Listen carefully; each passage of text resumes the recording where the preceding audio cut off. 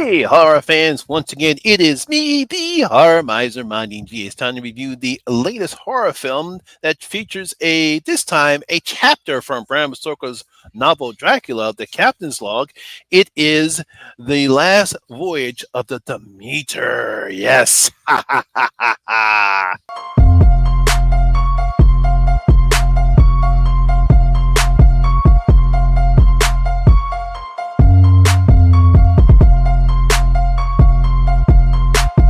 Don't fuck with them hoes. Now, The Last Voyage of the Demeter is a 2023 American supernatural horror film. It was directed by Andre Overdahl. It was written by Braga Schultz and Zach Okowicz. I believe I pronounced their names correctly. Now, of course, this is based on the chapter The Captain's Log from Bram Stoker's 1897 novel Dracula.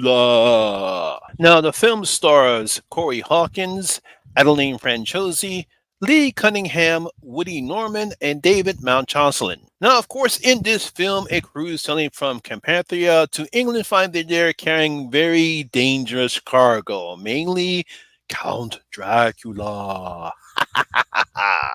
Now, we all know there have been plenty of adaptations of Irish writer Bram Stoker's 1897 novel Dracula.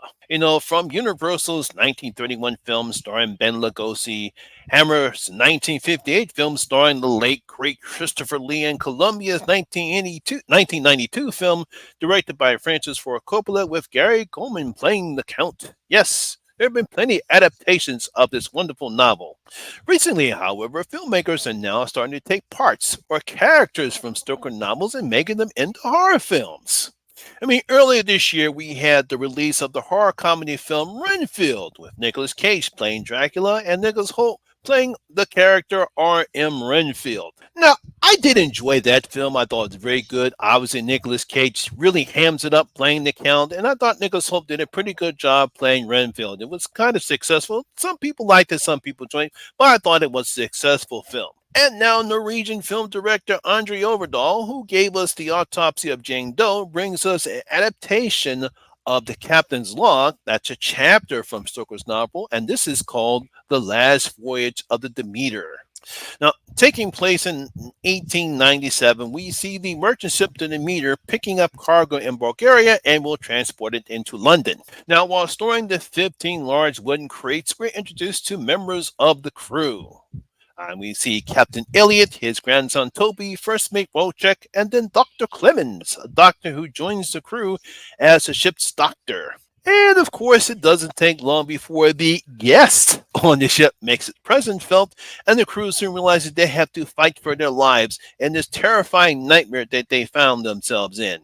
Now, one of the things I've been saying to myself, now, knowing the outcome of what happens in the Demeter from the novel, knowing that no one actually survives it, how can you make an effective horror film or vampire film like this one work? We'll give Andre and his crew credit because they did a great job on how the film looks and how it is presented. It's a very well-made film.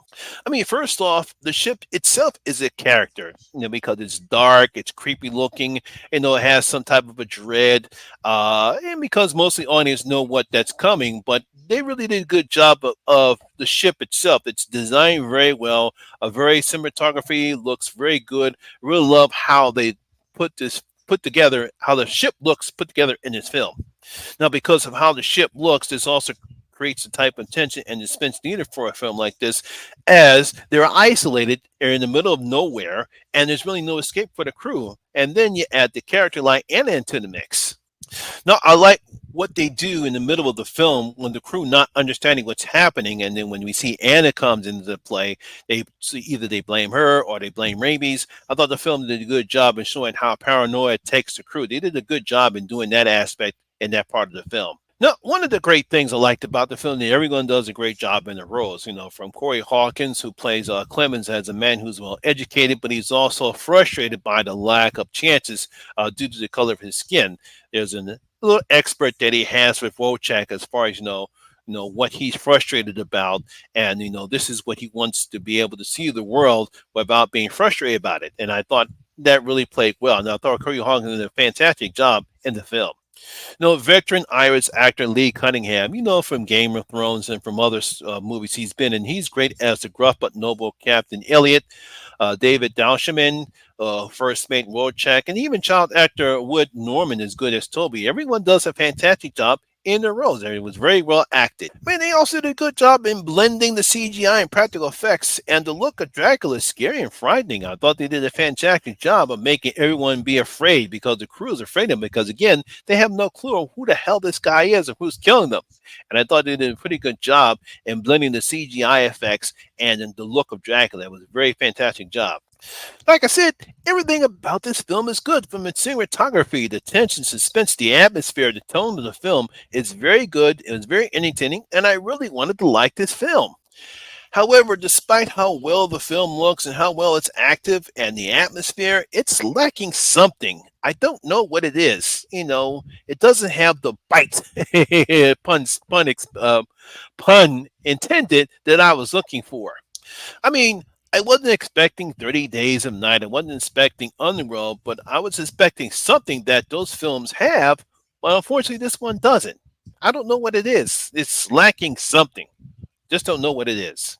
Like I said, this is a great looking film. It has a nice gothic setting, on the ship. Very isolated, decent acting, a very good scary Dracula, some nice, decent practical effects. But again, it just simply lacks the bite that you need to make this an effective Dracula film. And that's what I was looking for. And unfortunately, I didn't get it. So I'm going to give The Last Voyage of the Demeter 2.5 out of my 5 bloody gold coins. Yeah, it's very atmospheric, very well made, but it's just lacking the bite that you would need to make this an effective vampire horror film. So there you have it, guys. That's my video and review of The Last Voyage of the Demeter. Hope you did enjoy it. And if you did, please give it a thumbs up, like, and share because it does help out with that YouTube algorithm.